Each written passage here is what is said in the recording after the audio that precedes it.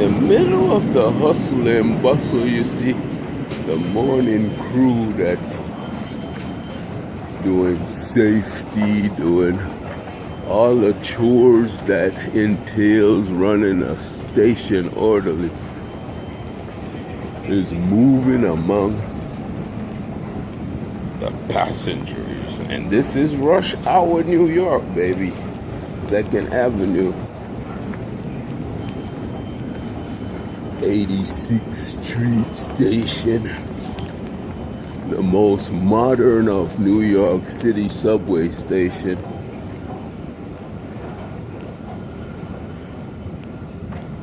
You probably have a train going through here. Daddy getting a nice little kiss in the morning before he goes to work. And we got a Q train pulling in.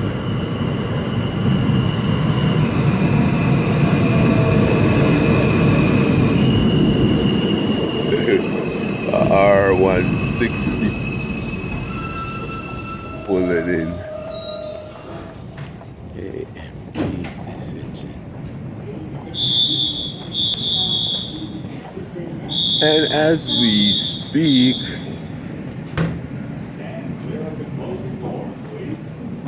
that's a safety alarm.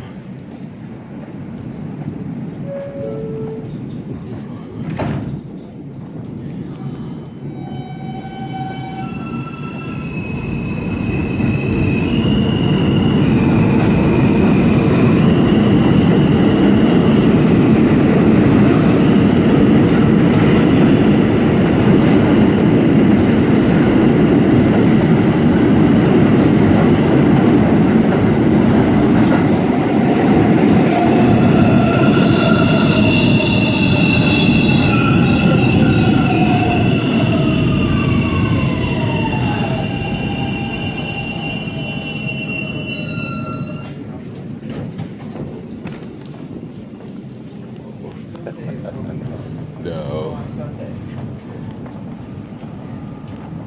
This is a Brooklyn-bound Q train. The next stop is 86th Street. Actually, this is 86th Street. So it'd be amazing for us to go to another 86th Street station. So even though they're brand new, they don't always get it right. But I think the proposal with the R211, along with the stations that are brand new, those cars will come with more accurate announcement, accurate timing, and if we get the right seating configuration, we'll be able to haul in our subway system 10% more passenger with each car. So the R211 that they're proposing is meant to alleviate some normal operations of stress of morning commuters. You can see this R160 is loaded to capacity, but part of the proposal for the new train service is to remove seats there, and that would allow for 10% more passengers to be carried by each car. But how many people are going to go for, say, a long ride from 207th Street in the Bronx to Far Rockaway JFK Airport in that type of a configuration where you're standing in the middle and standing against the wall where you now have seats? You can see this train is packed, but most of these passengers are going to be off this train by the time this train reaches 34th Street. And this is 63rd Street on the 2nd Avenue line. So think about that. And Make sure you visit 34th Street.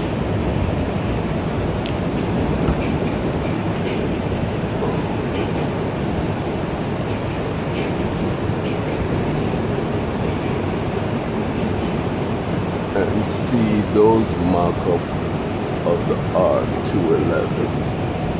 Because as you look, but this doesn't happen all through the day. This is just rush hour. So think about that too. We're at 57th Street now. We're on the main line of what? We're on the main line that connects with N train, R train, and W train. So right there is what was an extremely overcrowded car a minute ago. It's still crowded, but you have shoulder room. Is it a viable option to remove all those seats? Or will it be an inconvenience for older folks, for one, and even the younger folks who are tired from the night before?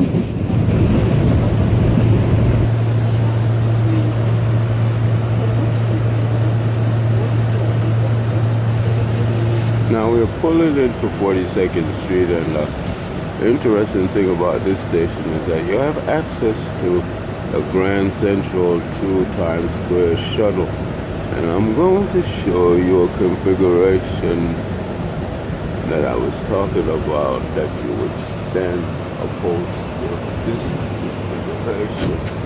You see,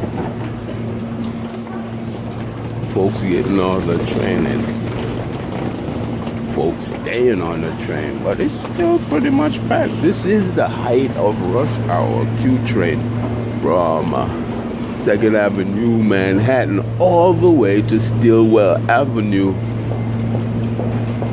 in Brooklyn. So that train has a long way to go.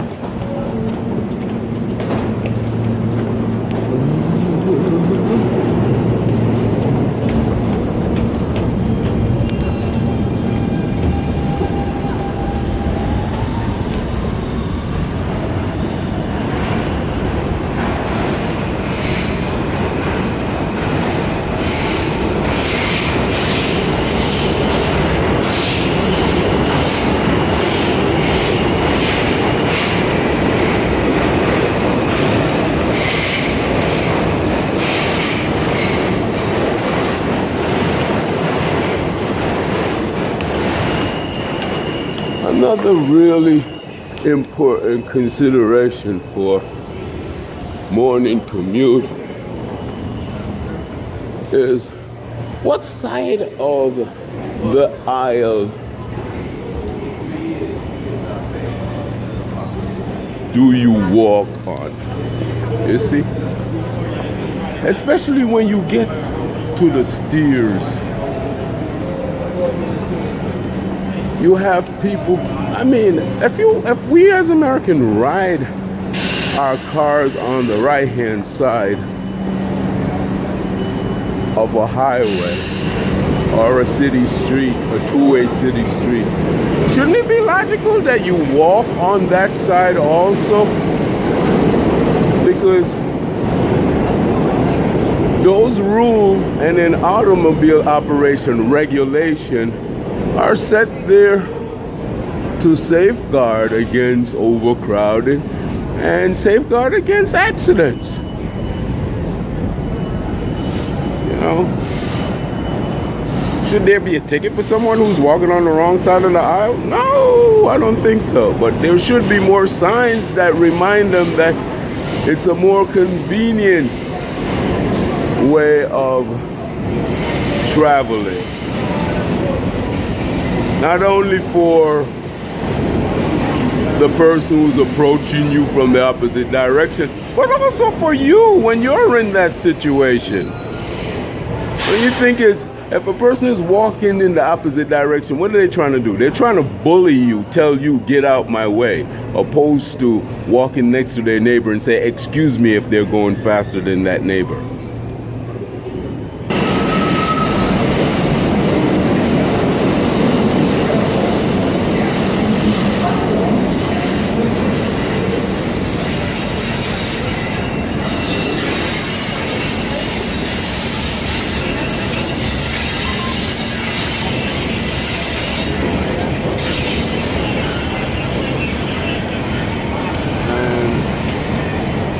car is exhibiting the latest proposal for car configuration.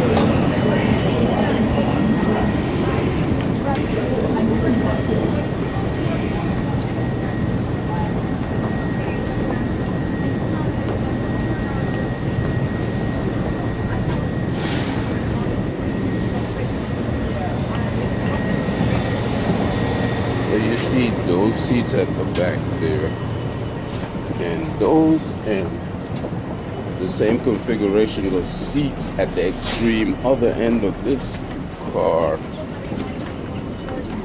is the only seats that's on this particular subway car. And this is the only subway car in the system right now that is configured this way, but it's a likely proposition, a likely reality of what the future holds. More standing than sitting. And that is supposed to accommodate 10% more passenger on in each car.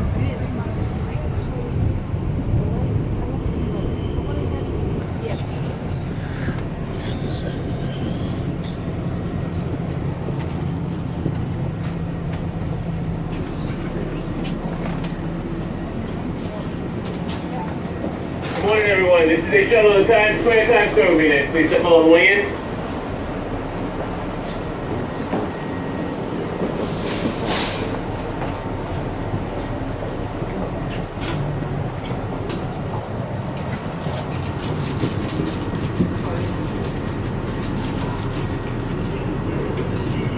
Stand in closing down Times Square will be next. Stand me the door.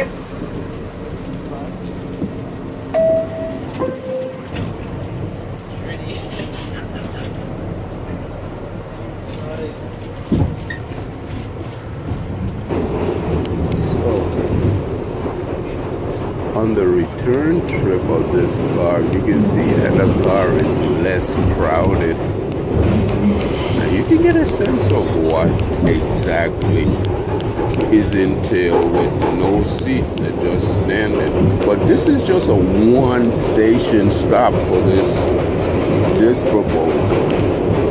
So can you really gauge what a long distance trip would be like in this position? For young or old.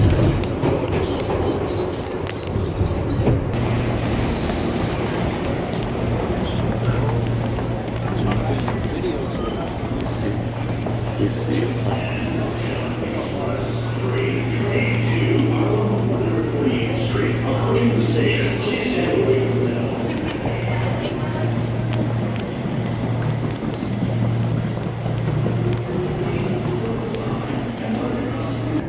So we go from ultra-modern station in its appearance and its functionality with all the information that's given at a finger's touch to this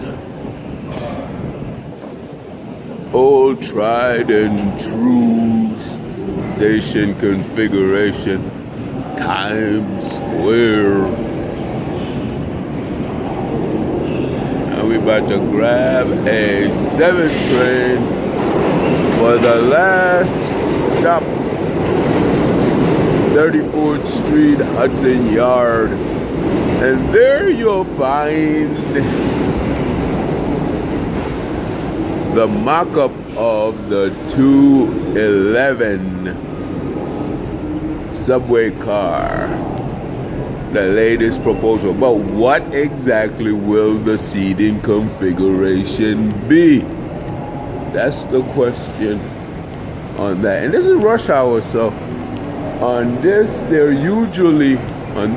there are usually ultra modern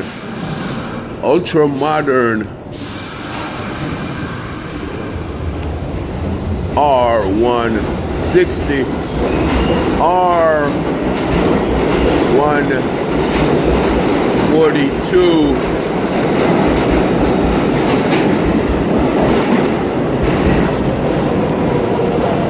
But that was a R46.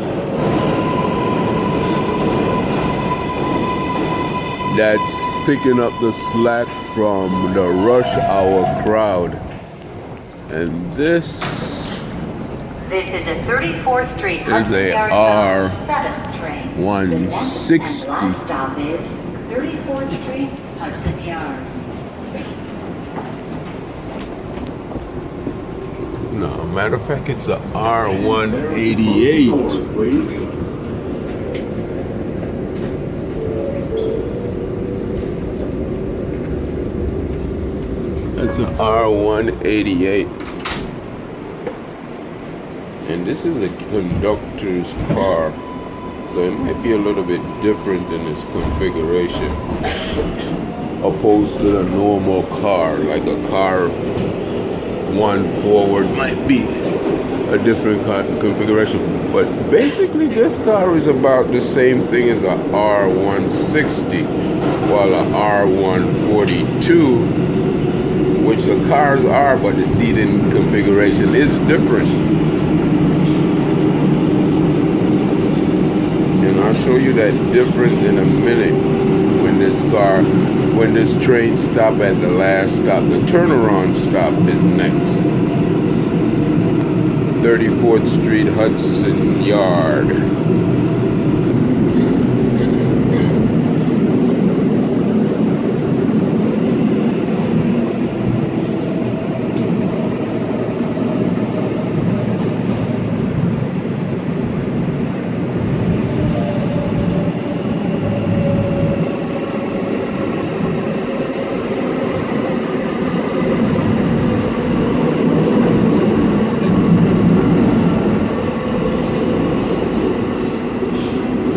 When we reach 34th Street, Hudson Yard, I'll be able to show you a mock-up of the R211.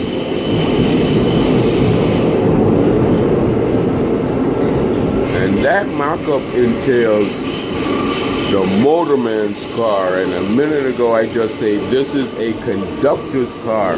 The conductor's car sits in the middle of the train. And in the proposition of the R211, those doors would not exist. You would have free run from here all the way to the front of the car, front of the train, which normally consists of 8 or 10 cars. And the only obstruction would be from running the entire train is the conductor's car there, as you see the conductor in the middle. So the conductor has to have access to both sides of the train, and that's why that gantry configuration cannot exist there. But this door would not exist, as you'll be able to see.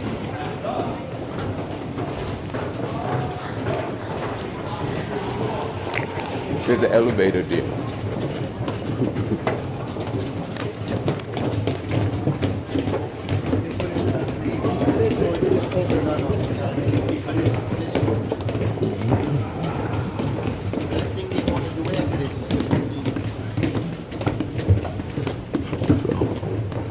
This exhibit opened at 11 o'clock, so there is no one here, but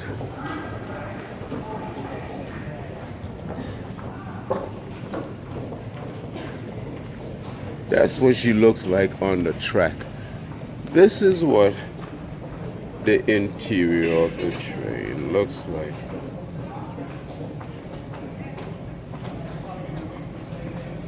And you have, as we're looking right now, there are 4 sets of seats, 2 on each side.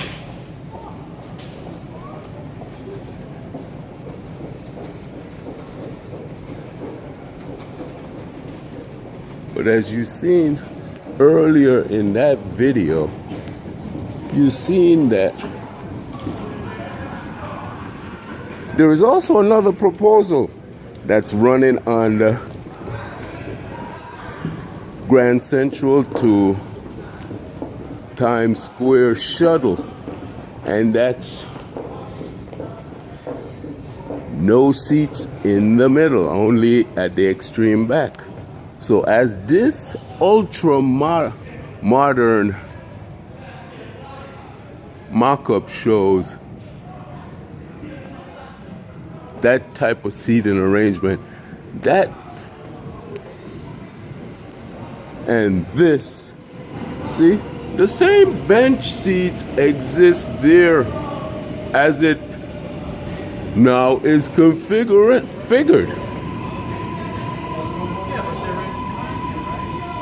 You see? It's still, the seating still exists, but in the shuttle at Times Square to Grand Central proposal, these seats would not be there. None of those 4 sets of seats. The only seat that would exist is all the way there in the back.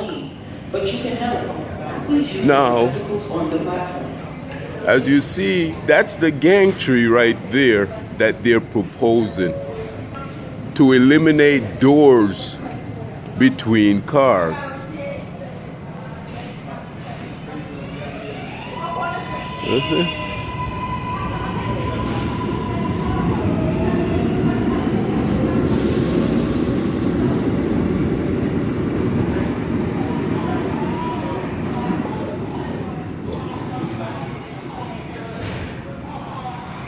So you have a clear shot right through to the next car.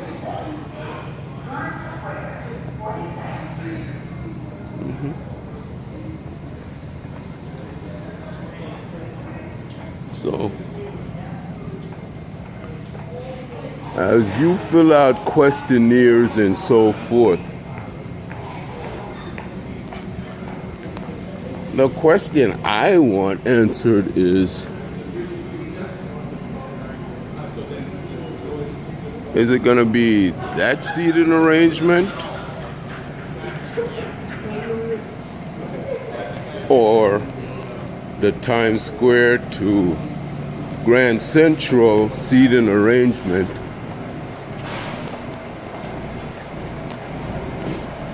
where only those seats would exist. Stand clear of the closing doors. And all of these seats here, all that bench would be removed on both sides. And also this. And then you'd have seats there. So you're standing up. You're gonna stand up from 207th Street all the way to Far Rockaway. I don't think so.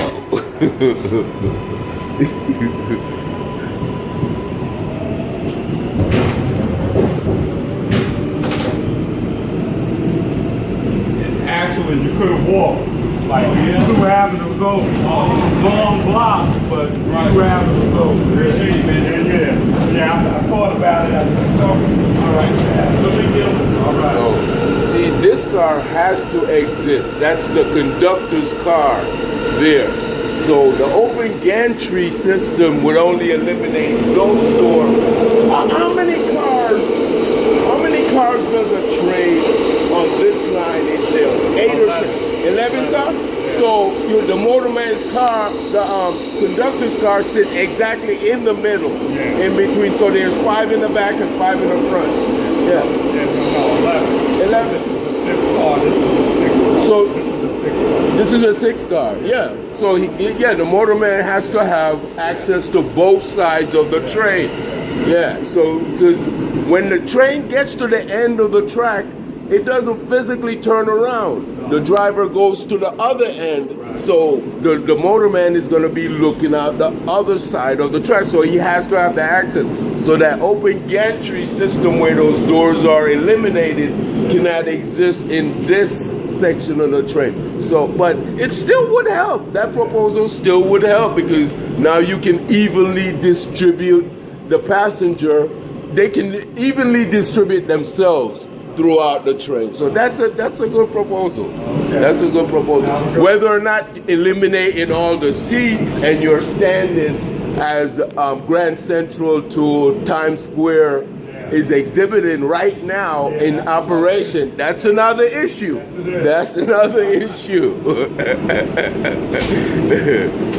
Transfers available to 1, 2, 3, A, C, E, N, Q, R, and W trains. So you got 11 cars, 11 cars, and those cars that are being proposed now, we don't know if they're going to be longer or shorter or whatever. So it's 11 cars.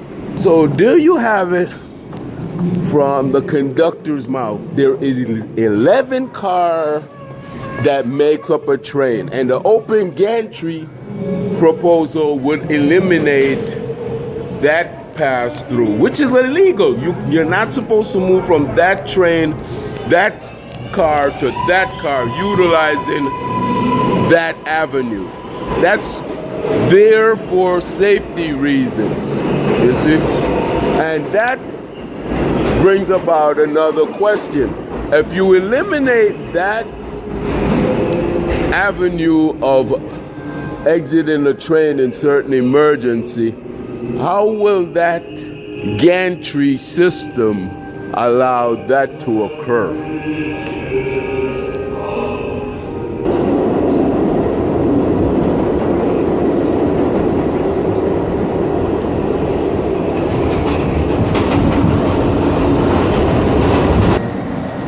This gentleman with that cane just stood from Grand Central, rather from Times Square to here at Grand Central. Now imagine if the stop were 5 or 6. You